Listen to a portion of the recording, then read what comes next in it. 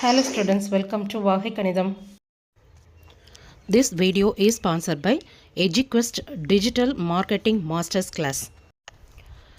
ரொம்ப அஃபோர்டபுள் ப்ரைஸில் digital marketing பற்றி டாப் டு பாட்டம் நமக்கு டீச் பண்ணுற ஒரே அகாடமி எஜுகெஸ்ட். அதை பற்றின ஒரு சின்ன வீடியோ கிளிப்பிங் பார்க்கலாம். The struggle to find courses that truly speak your language, it's finally over. Welcome to EduQuest, where learning is made just for you. At EduQuest, we bring you a wide range of online courses, from career building programs to skill boosting masterclasses, all in your regional language. Because we believe language should never be a barrier to success. Our courses are tailor-made after understanding what today's learners really need. So why wait? Start learning the smarter, simpler way only with EduQuest. Visit eduquest.courses and explore your next course today. And hey, don't miss out on our exciting offers and promotions. +1 Maths Sets, Relations and Functionsல Exercise 1.2 Sum 8 பார்க்கலாம். Let A, B, C. What is the equivalence relation of smallest cardinality of A? What is the equivalence relation of largest cardinality of A? அப்படின்னு கேட்டிருக்காங்க. இப்போ இதுக்கான solution பார்க்கலாம்.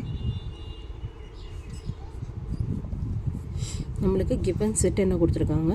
A equal to A, B, C. இப்போ இதோட ordered பேர் நம்ம எழுதணும் அப்படின்னாக்கா A cross A. அப்போ நமக்கு என்னென்ன கிடைக்கும்? A, A, A, B and A, C, B, A, B, B, B, C. Next C வச்சு நம்ம எழுதும் போது C, A, C, B, C, C.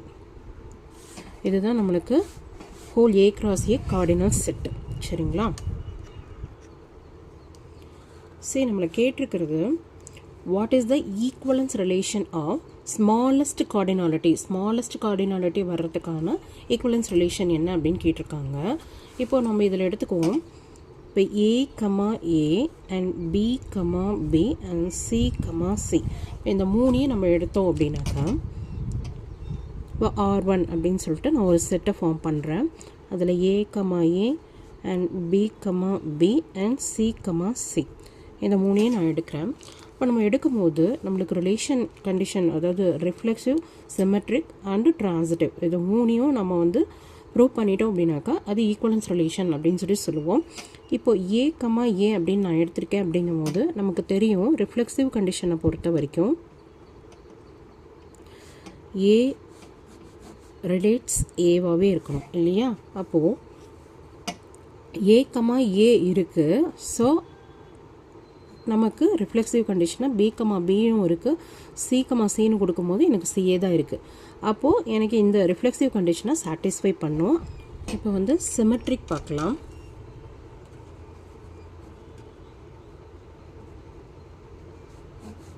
இப்போ சிமெட்ரிக் அப்படிங்கும்போது நமக்கு தெரியும் இன்னொரு எலிமெண்ட்டை வந்து சேர்த்து எடுப்போம். இப்போது A ரிலேட்ஸ் B அப்படின்னு நான் எடுக்கிறேன்.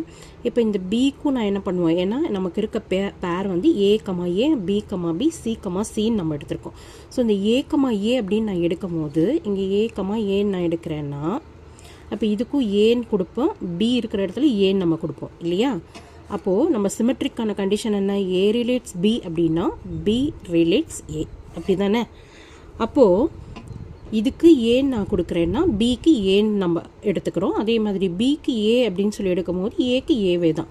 அப்போ நமக்கு A, அப்படிங்கிறது வந்து நம்மளுக்கு இதில் ப்ரூவ் ஆகுது இல்லையா? A, A ரிலேட்ஸ் ஏன்னு எடுத்தால் அதே A ரிலேட்ஸ் ஏவே நமக்கு கிடைச்சிருது. ஸோ நமக்கு கிடைக்கிது அப்படிங்கும்போது இந்த கண்டிஷனை நமக்கு சாட்டிஸ்ஃபை பண்ணுது. அப்போ சிமெட்ரிக் கண்டிஷனை சாட்டிஸ்ஃபை பண்ணுது அப்படிங்கும் போது தென் ஆர் இஸ் சிமெட்ரிக். அப்போ இந்த கண்டிஷனையும் சாட்டிஸ்ஃபை பண்ணிடுச்சு. நெக்ஸ்ட் வந்து ட்ரான்சிட்டிவ் கண்டிஷன் பார்ப்போம். ட்ரான்சிட்டிவ்க்கான கண்டிஷன் என்னன்னு நமக்கு தெரியும். A relates B, B relates Cனா A ரிலேட்ஸ் C. இதுதான் வந்து ட்ரான்சிட்டிவ்க்கான கண்டிஷன். நம்மளுக்கு இருக்கிற பேர் வந்து A, A. அப்போது இதுக்கும் ஏன்னு நம்ம கொடுக்குறோம், பிக்கும் ஏ தான். அதே மாதிரி பிக்கு ஏன்னா சிக்கும் ஏயாக தான் இருக்கும். ஸோ நமக்கு இருக்க பேர் அதுதான். அப்போ ஆட்டோமேட்டிக்காக ஏ ரிலேட் சியும் நமக்கு சாட்டிஸ்ஃபை பண்ணுது. அப்போ ட்ரான்சிட்டிவ் கண்டிஷனையும் சாட்டிஸ்ஃபை பண்ணும்போது the smallest cardinality of A என்ன அப்படின்னு கேட்டாக்கா நமக்கு A comma A, B comma B and C comma C, இந்த 3 தான் ஸ்மாலஸ்ட் கார்டினாலிட்டி ஆஃப் ஏ. அதே மாதிரி லார்ஜஸ்ட் கார்டினாலிட்டி அப்படின்னாக்கா ஆன் ஏ என்னவா இருக்கும்னாக்கா all elements a comma a comma b, a comma c, b comma a, b comma b and b comma c, c comma a, c comma b, c comma c. இது இந்த element எல்லாமே. இப்போ இதை வந்து நான் R2 அப்படின்னு நான் எடுக்கிறேன்னு வச்சுக்கோங்க. இந்த ரிலேஷனை வந்து R2 நான் எடுத்தேன்னா இப்போ இந்த ஆல் ரிலேஷன்ஸ் எல்லாமே, அப்போது இந்த n ஆஃப் R1 இது வந்து n ஆஃப் R1 அப்படின்னு நான் எடுத்துக்கிட்டேன் அப்படின்னாக்கா எத்தனை எலமெண்ட்டுனாக்கா 3 எலமெண்ட். இந்த 3 எலமெண்ட்டும் தான் நமக்கு ஸ்மாலஸ்ட் கார்டினாலிட்டி. அப்போ இது நம்பர் ஆஃப் R2 என்ன வரும் அப்படின்னாக்கா விச் இஸ் 9 எலமெண்ட்ஸ். இந்த 9 எலமெண்ட்ஸ் தான் நமக்கு largest cardinality numbers. So which is the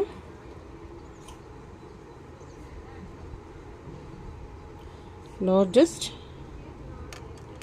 cardinality on A. ஓகேவா?